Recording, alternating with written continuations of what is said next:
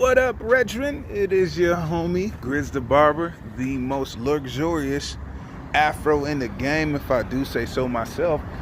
Question: how are you going to innovate your industry? Whether you're a barber like myself, yours truly, and the sun is just beaming on me, but how are you going to elevate and innovate your industry, right? A well-known barber back home in Minneapolis said this to me. He said, every industry in the world has changed over the last 100 years. Every industry, right?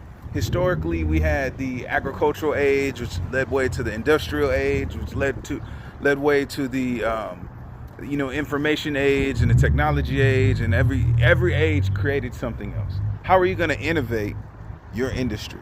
The barber industry has not changed within the last 100 years. We are one of the only industries that has not innovated. And someone once said, if you do not grow, you die. So how are you going to innovate your industry? Maybe you're a nurse, maybe you're a cosmetologist, maybe you're a massage therapist, maybe you are a dentist. How are you going to innovate your industry? Side note, a little story I got for you. Years ago, I heard this story years ago.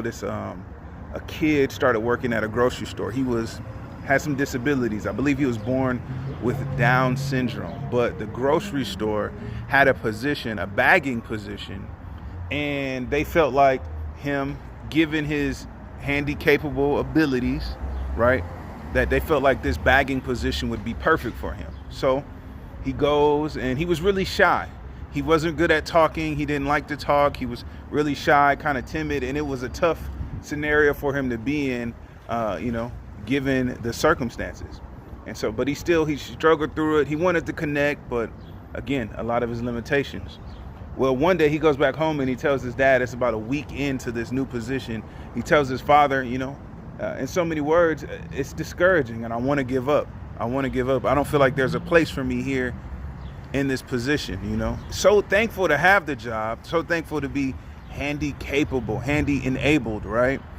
And his father said, I got an idea. And him and his father worked, a few hours on something. And what his father did was started just cutting out little pieces of paper and writing little messages on it. So the next day, this guy shows up to his work. And now anyone who showed up in his line and he bagged their groceries, he took one of these little notes out of his pocket, just a little, 3-inch by 1-inch little message, and said, hey, I hope you have a great day. Thank you for letting me bag your groceries. And eventually the messages kind of changed too. Like, I'm shy, but I hope you aren't. Like, hope your day was going well. Thank you. And so on. And after a while, people were so excited to get this little note in their bags, right, that they would always go in his line.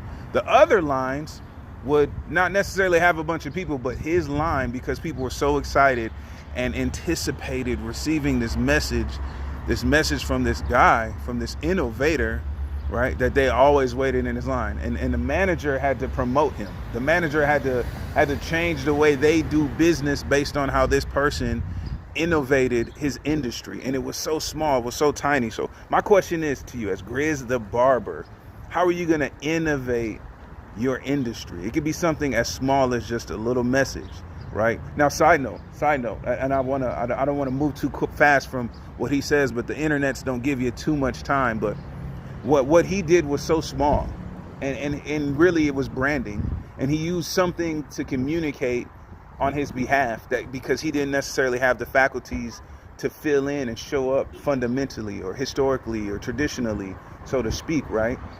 So he used innovation. Oftentimes, innovation comes by way of resistance. Oftentimes, innovation comes by obstacles.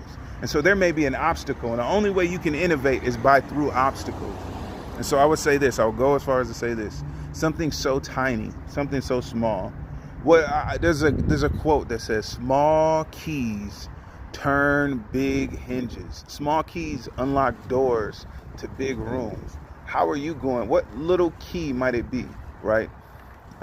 Engineer. I remember, again, during the pandemic, I made friends with this older lady, really sweet, kind lady, and she told me about how her husband used to work for a well-known innovation. He was an engineer for a really big company back home. and I won't say their name, but maybe you know. But he was an engineer, and at some point in time, they laid off like their top 6 engineers, and he was top 2 of those 6. And the thing is, when you're an engineer, they just don't go, okay, here's your 2 weeks, or here's your severance, or here's 3 months, or 90 days. They walk you out the building. She said they literally walked him out the building with armed guards.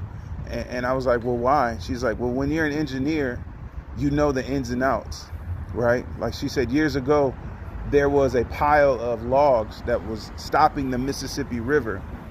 Pile of logs that was stopping the Mississippi River. It was so dangerous that any wrong move would have killed the wrong person. It would have been a lot of casualties. But the log jam halted the industry itself. And so there was no lumber. And she said how they were shipping the logs down the river. She said that they called in an engineer, and the engineer could look at the logs and see which one log you can pull out of this jam that would release all of these logs and completely regenerate and innovate the industry. And it changed. And she said, my husband, an engineer, he knew what tiny little thing you can pull out of this mega big system that would completely implode it, completely break it down. And they were afraid of him de-innovating. They were afraid of him crumbling the industry that he was a part of. And so when you are an innovator and you are an insider and you are an engineer, you may have a key that can crumble something, and you may have a tiny key that can build something. And so I would say this: how are you going to innovate your industry? I am GrizzTheBarber. I'm thankful to be a barber. That's my industry, and who knows what's next for me. But I hope and pray that you see whatever that tiny key is, whatever it might be, something so simple. And a lot of times, innovation begins with our attitudes. All right, friends.